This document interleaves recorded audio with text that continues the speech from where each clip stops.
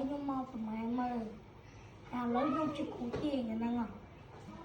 anh ấy chỉ buộc lên bậc mai nè bây giờ anh ấy thay bậc mấy cầm bút mai bậc mai anh lấy trong trong đăng ra viêm lên lại không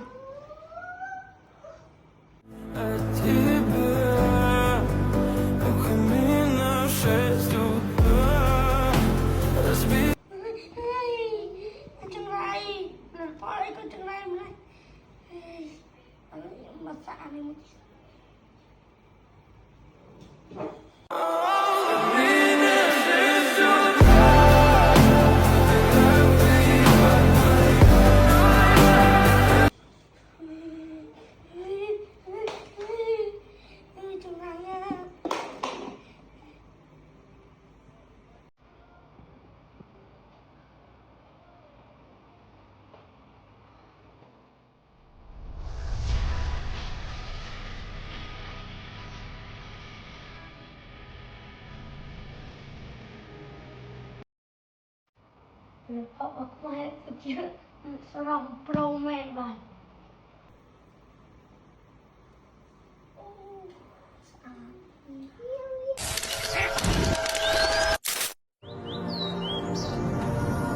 I see an amazing place. Feels like a dream. A place of many wonders. And full of life.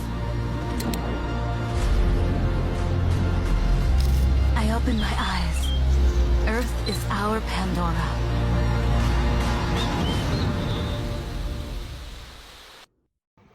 Bọn nó này bật phóc máy mình chờ nè vì chẳng dùng chạp bật phóc máy nâng chấm nụ bật phóc xếp bàn một phía rồi hai ông phụ mình ai rô tinh bật phóc máy ta một anh tiếp xa bàn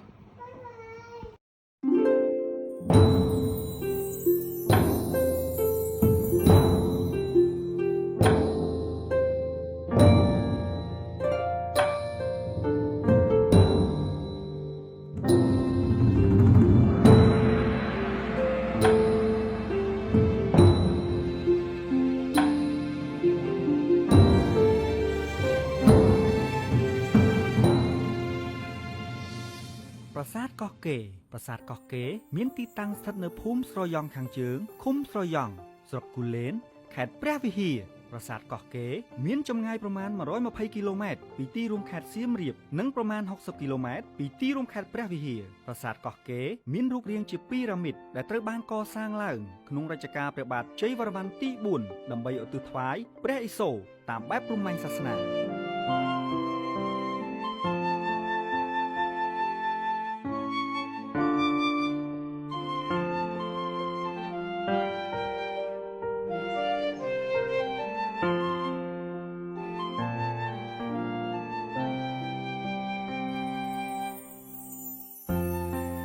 ចំពោះការប្រឆាតនៃការកសាងប្រាសាទកោះកេរ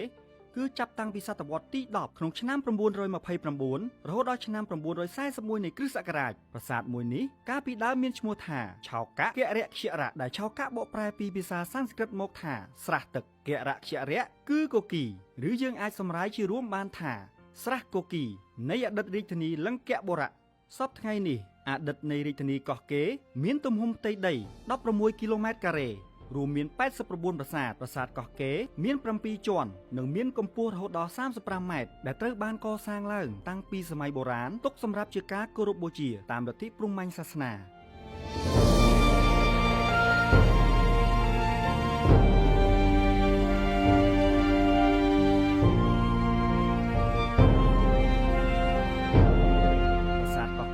ត្រូវបានចុះក្នុងបញ្ជីជាសម្បត្តិបេតិកភណ្ឌពិភពលោកនៅថ្ងៃទី17ខែកញ្ញាក្នុងកិច្ចប្រជុំរបស់អង្គការ UNESCO នៅទីក្រុងរីយ៉ាតប្រទេសអារ៉ាប៊ីសាអូឌីត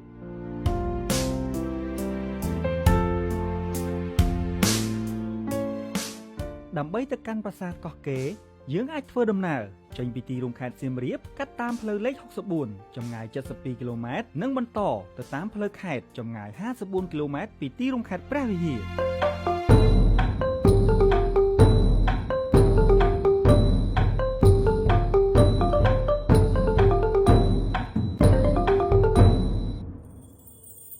បច្ចុប្បន្ននេះគេសង្កេតឃើញមានភ្ញៀវទេសចរបរទេសនិងក្នុងស្រុកជាច្រើនអ្នកនាំគ្នាមកទស្សនាពីតំបន់នៃប្រវត្តិសាស្ត្រមួយនេះ